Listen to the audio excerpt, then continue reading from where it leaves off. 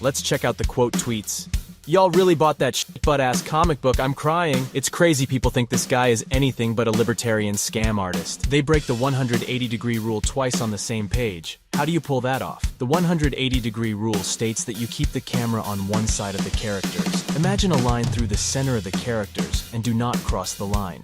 The 180-degree rule is meant to help viewers understand where things are in the scene.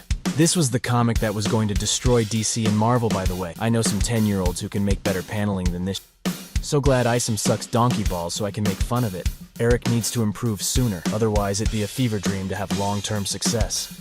This is still the best worst fight scene in comic history. He has to talk shit on everyone else in order to try and build himself up because he knows deep down he's a talentless hack. You had one job. Any of you incel, QAnon, 4chan, Snyder Cut motherfuckers want to get out of line now? Anybody? So I put this together last night. For those that aren't aware, Chuck Dixon, he's, former DC and a little bit of Marvel writer. Mostly DC. He's, I think, the most prolific Batman writer, as in, he wrote more Batman than anybody else. Solid, consistent guy as far as, getting books out, and they weren't utter trash, at least not in the context of reading them in the 90s. But he's the creator of characters like Bane. But as you can see here, he was announced as the writer for the Rippaverse's Albacore, the tuna fish team, that totally don't look like supervillains wearing all green the way that they do. They totally don't look like fascist supervillains at all. Anyway, so as he said here, the great. So I put together this kind of like a flow chart of information just to kind of lay out what I know about the guy. And apparently this is cancellation. If you just put together facts of someone's life and things that they've said and done and believe, apparently that's canceling somebody.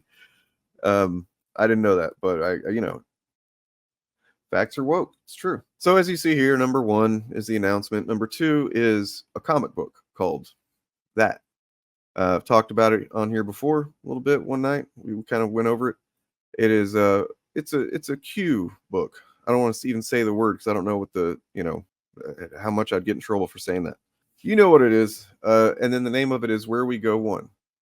For those that are not familiar, Where We Go One, We Go All is just the most common thing that those Q people, the people that follow that whole conspiracy fever dream, they say that to each other. You might see it on social media now, or you might see it abbreviated as hashtag WWG1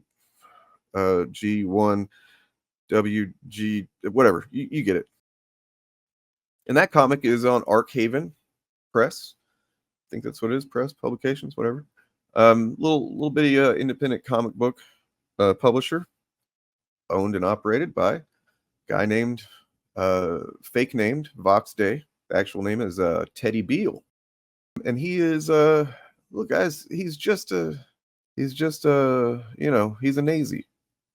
I don't want to say that word either, but and no, I'm not being like one of these woke snowflakes who calls everybody they don't like a nazi. Nope, he's just pretty much actually that in his views and the things he says, believes.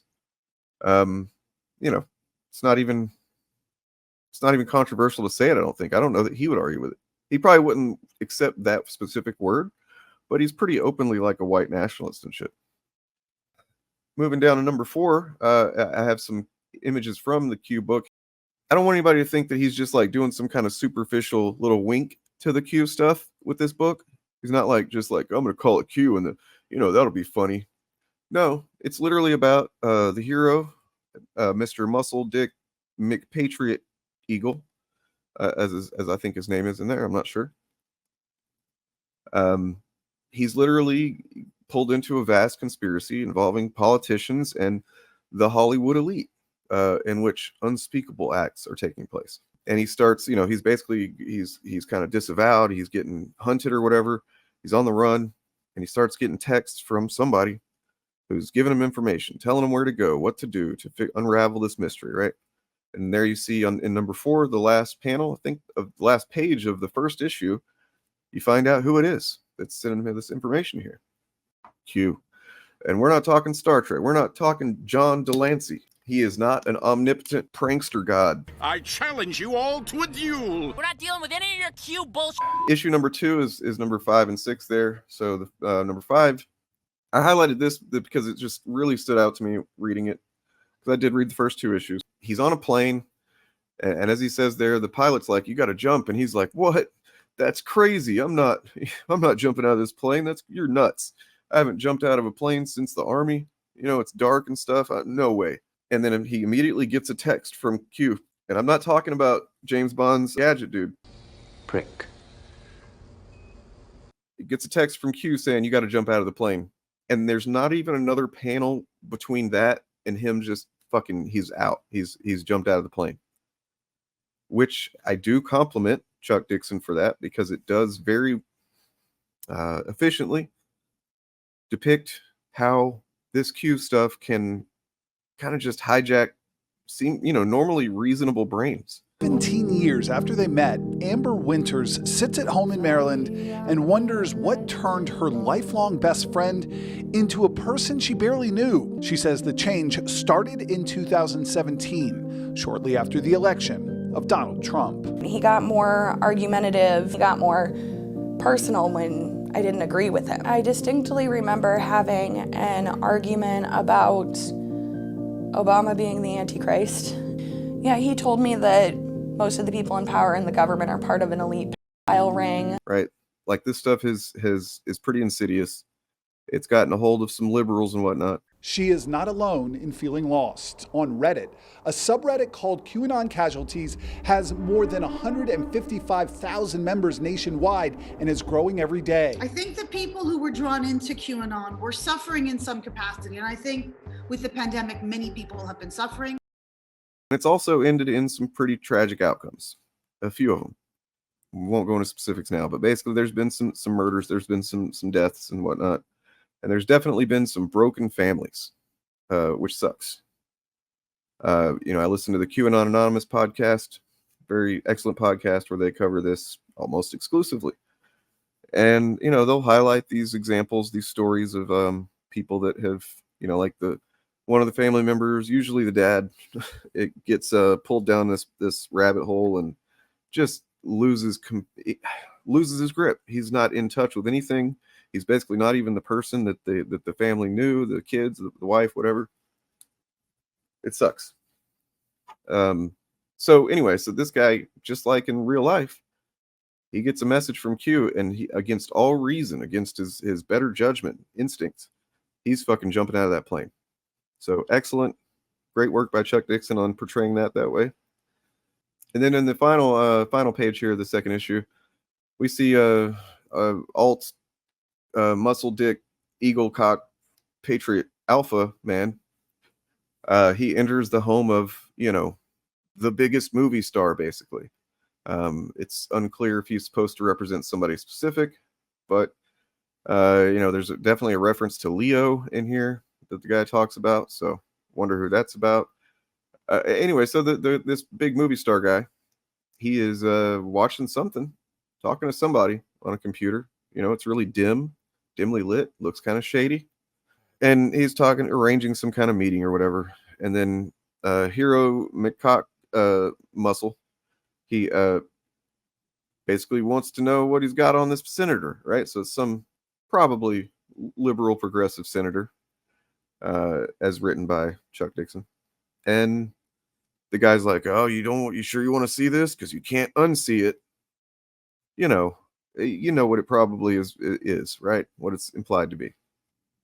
And then number 7, just wanted to highlight how this stuff is available on fucking Amazon Kindle Unlimited. So if you have any interest in reading this shit, don't pay for it, because you don't have to. But if you have Kindle Unlimited, you can read it for free. And actually, if you want to read it for free and you don't have Kindle Unlimited, email me at actualfandom@gmail.com. I'll hook you up.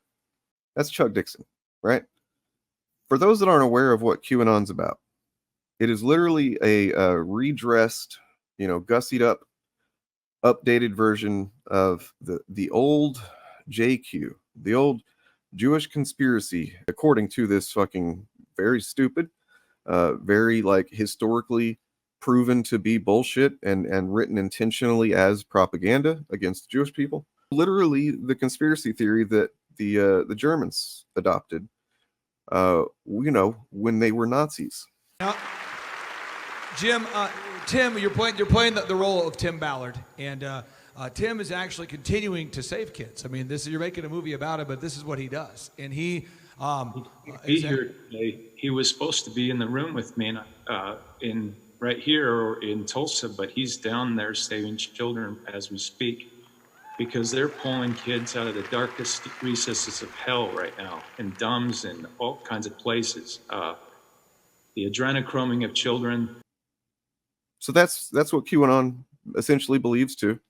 And there's different variations of it depending on who it is and whatnot, what they believe. But essentially it ranges from the same thing, more or less, as what I said a minute ago, the cabal that's using the blood for whatever. And then there's also a lot of them that just think that it's a sex thing, they think, with children, right? That everybody that they don't like politically is a PDF file. And they're all part of this ring of PDF files, and they pass around files to each other. And it's really fucking stupid and also kind of demented that they believe it, despite no evidence whatsoever. So that's what it is. But and as if you, I don't know if you've been on a rock or what, but like the whole grooming and PDF file thing, that's been aimed at LGBTQ people a lot lately, the last few years.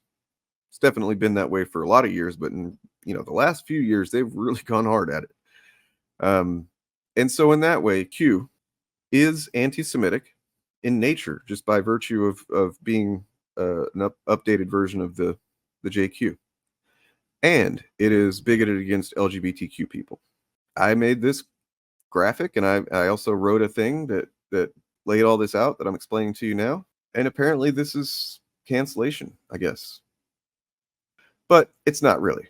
There's that one Twitter account. They also have a little YouTube channel they can't get off the ground.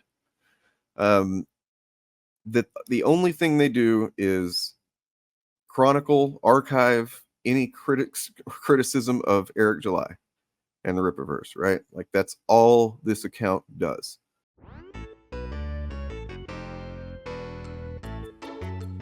In this video, I present to you the top detractors of Eric July since the summer of 2022 to May of 2023. There are many more, but these are the most consistent haters. This is Eric July's Rogue Gallery. The Fandom Initiative is a group of woke people on a mission to counter anti-woke sentiment on YouTube. They feel as though the YouTube algorithm pushes harmful content to fans who are at risk of indoctrination by consuming repetitive right-wing rage bait videos. The Fandom Initiative members are Actual Fandom, Organized Chaos, Turf Nation, Willis Gredia, Eric's Reloaded, Pop Counterculture, along with several other people who occasionally collaborate with the group. Actual Fandom is one of Eric July's biggest detractors. He goes by Dane, or Dane AF. Used to go by Actual Context and Forced Adversity. He has now settled with the name Actual Fandom, and that is how I will refer to him in this video for consistency purposes. He is a co-founder of the Fandom Initiative, writer, musician, father, progressive, pragmatic humanist, lover, fighter, anti-bully, anti-fascist, and several other virtue signal buzzwords. Actual Fandom started his YouTube channel at the end of 2019 and focused on a variety of topics including Marvel and DC comics, movies, shows, pop culture, social issues, YouTube tips, and crying about former DC Comics artist Ethan Van Sciver. That's all they do. All right, so they posted a tweet a couple hours after I posted that whole thing on Twitter. And their tweet says something like, they got screenshots of my tweet, and it says that Actual Fandom's trying to cancel Chuck Dixon before, Albacore Tuna #1 comes out. And I'm just like, huh. That's kind of fucking funny coming from them. Considering like the only thing, and I'm talking about the only thing they do is like basically watch us, the initiative, and then a few other people who we don't really work with, but they think we do, just because they think that anybody that criticizes Eric must all be in cahoots or whatever. We've got a secret server and stuff. We don't. Yeah, so they accused me of cancellation for simply putting together that information there when you might have heard some of these drops, these audio drops that we got, like this one. Actual fandom is not going to stop. Might have heard that. You might have heard this. The foolish detractor can't stop. If you guys have heard those, you know where those come from. This same person, people, whoever runs the account.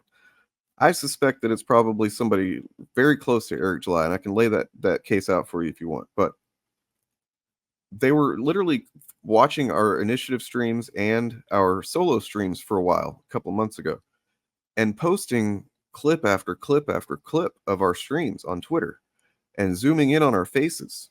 You know what I mean? Like, which was really freaking creepy, to be honest. Zooming in on our faces and then just like writing in the tweet along with the video clip, quoting us verbatim in ways that like made us look pretty good, actually. You know, they're like, actual fandom, blah, blah, blah, you know, stands up to bigotry. And it's like, do you think that that's, you know, of course their audience does think that that's a bad thing. But, you know, any sane, decent person is like, they're really bad at it, is what I'm saying. Like, I don't want to give them any credit or any kind of boost by mentioning them, because God, they're so bad at it. They're never going to get any traction. It's a transparent, astroturfed kind of inorganic thing to have an account that is strictly focused on the Rippaverse, right? And it's existed since before Rippaverse ever put a comic book out. So it's like it was made in tandem with the Rippaverse getting ready to publish its first comic or whatever. So like somebody working in coordination with Eric, definitely, even though it says on the account that not affiliated with yes, it is. There's too much obvious coordination happening. There's a lot of language that's used that is identical to stuff that Eric says. That's all they do, is they chronicle things that people say and do when it comes to Eric July. And it's like, thank you for proving that canceling is meaningless. Thank you for proving that to that Rippaverse sycophant account. If I'm trying to cancel Chuck, then they're trying to cancel me. And then anytime anybody ever points out something that someone else has done or said, they're trying to cancel them. And another thing, by calling it being canceled, it's kind of a tacit admission that they know that something that Chuck has done something fucked up, right? Well, nobody gets canceled anyway. It's called consequences, social consequences. They've existed for a long time.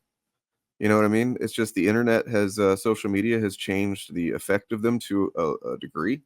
They've made it more likely that something stupid that someone says is going to get picked up and blasted everywhere, and made it easier for other people to see that there are social consequences for something that someone has said or done. Generally, the right likes to scream cancel culture because they don't want to be accountable for anything. They literally just want to be able to say and do whatever the fuck they want without any kind of consequence. And we're talking social consequences here. We're not talking going to jail or whatever. It's just people finding out the actions and words of someone and deciding, I don't want to patronize their business. I don't want to buy from them. I don't want to trust them. I don't want to employ them, which is something that happens anyway. Actual fandom is not going to stop. They trying hard to defend this, talking about, bro, it's a perspective switch. Crazy how the guy that's only known for being a racist pick-me and complaining about woke Marvel and DC probably made the worst indie comic of all time. Y'all donated money to the guy that can't even choreograph a fight scene well in a comic book, missing a whole-ass clash panel. Character positions are inconsistent, which interrupts panel flow, no sense of movement, and everything looks still. Stop! He's already dead! Remember, this guy was going off on how crap other artists were, from people in the major leagues to small indie artists, and flaunting that he was going to be the next big thing. Alan Moore was right. If you want to get good at comics, you just have to find the most dog-shit comics you can get hands on. This feels like a fake comic you would see a kid read in some low-budget Hallmark movie. At least I'll always be a better comic creator than these idiots. This was the comic that was going to destroy DC and Marvel, by the way. I know some 10-year-olds who can make better paneling than this shit. So glad Isom sucks donkey balls so I can make fun of it. You want me to show y'all how to make one correctly? Not surprised they keep complaining about comics are dead when the story and art they writing feels generic and lacking in choreography. Eric needs to improve sooner, otherwise it'd be a fever dream to have long-term success. This is still the best worst fight scene in comic history. He has to talk shit on everyone else in order to try and build himself up because he knows deep down he's a talentless hack. None of these grifters are any good. All their creative endeavors fall flat on their face and are quickly forgotten.